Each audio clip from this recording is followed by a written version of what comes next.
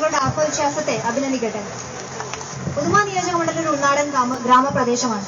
അതുകൊണ്ട് തന്നെ കേന്ദ്ര സംസ്ഥാന സർക്കാരുകളുടെ പല പദ്ധതികളും, അതായത് സ്ത്രീ ശാക്തീകരണത്തിന് വേണ്ടിയുള്ള പല പദ്ധതികളും അതിന്റെ അർത്ഥവത്തായ രീതിയിൽ ഉദുമ നിയോജക മണ്ഡലത്തിൽ പ്രാവർത്തികമാക്കാൻ സാധിച്ചിട്ടില്ല. അമ്മയേത് പെണ്ണിനെന്ന് വ്യത്യാസമില്ലാതെ പീഡന പരമ്പരകൾ സംഭവിച്ചുകൊണ്ടിരിക്കുന്ന ഈ സാഹചര്യത്തിൽ താങ്കൾ ഒരു MLA ആകുകയാണെങ്കിൽ ഉദുമയിലെ സ്ത്രീകൾക്ക് വേണ്ടി, അവരുടെ ശാക്തീകരണത്തിന് വേണ്ടി, ഉന്നമനത്തിന് വേണ്ടി എന്ത് ചെയ്യാൻ സാധിക്കും? അല്ലെങ്കിൽ ഉദുമയിലെ സ്ത്രീ സമൂഹം താങ്കൾക്ക് എന്തുകൊണ്ട് വോട്ട് ചെയ്യണം? സ്ത്രീ ശാക്തീകരണത്തിന്റെ കാലഘട്ടമായി നമ്മൾ ഒരുപാട് ഉയർന്നിട്ടുണ്ട്. എന്റെ കുട്ടി സന്ദേഹിച്ചതുപോലുള്ള ആപൽക്കരമായ സംഭവങ്ങളൊക്കെ നമ്മുടെ നാട്ടിൽ നടക്കുന്നുണ്ടെങ്കിൽ പോലും സ്ത്രീ ശാക്തീകരണത്തിന്റെ ഉയർച്ചയും വളർച്ചയും നമ്മുടെ സമൂഹത്തിൽ ഉണ്ടായിക്കൊണ്ടിരിക്കുന്നുണ്ട്. അവരെ കാലഘട്ടത്തിന്റെ വെല്ലുവിളികൾ ഏറ്റെടുക്കാൻ സാധിക്കുന്ന രീതിയിൽ സ്ത്രീ ശാക്തീകരണം കൂടുതൽ ഫലവത്തായ രീതിയിൽ വിനിയോഗിക്കാൻ നമുക്ക് സാധിക്കണം.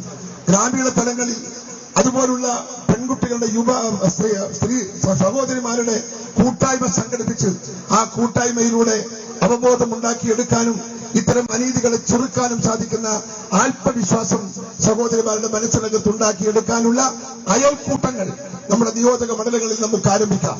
ആദ്യമായി ഞാൻ പറയുന്നു, ഉദുമയിൽ നിന്ന് ആരംഭിക്കട്ടെ. ഓരോ പഞ്ചായത്തിലും സഹോദരിമാരുടെ അയൽക്കൂട്ടങ്ങൾ ഉണ്ടാക്കി സ്ത്രീ ശാക്തീകരണത്തിന്റെ കർമ്മഭേദിയായി നമ്മുടെ നിയോജക മണ്ഡലത്തെ മാറ്റാനും മറ്റ് നിയോജക മണ്ഡലത്തിൽ അത് ഒരു മോഡലാകാനും, ഒരു റോൾ മോഡലാകാനും സാധിക്കുന്ന സാഹചര്യം നമുക്ക് സൃഷ്ടിക്കാൻ സാധിക്കും. സർക്കാരിന്റെ എല്ലാവിധ സഹായങ്ങളും ഈ കൂട്ടായ്മക്ക്, ഈ സ്ത്രീ സഹോദരിമാരുടെ കൂട്ടായ്മക്ക് ലഭ്യമാക്കാൻ സാധിക്കുമെന്നാണ് എന്റെ പൂർണ്ണ വിശ്വാസം. അങ്ങനെ വന്നാൽ നമ്മുടെ ഉദുമയാവട്ടെ കേരളത്തിലെ സ്ത്രീ ശാക്തീകരണത്തിന്റെയും ഈ പ്രതിരോധത്തിന്റെയും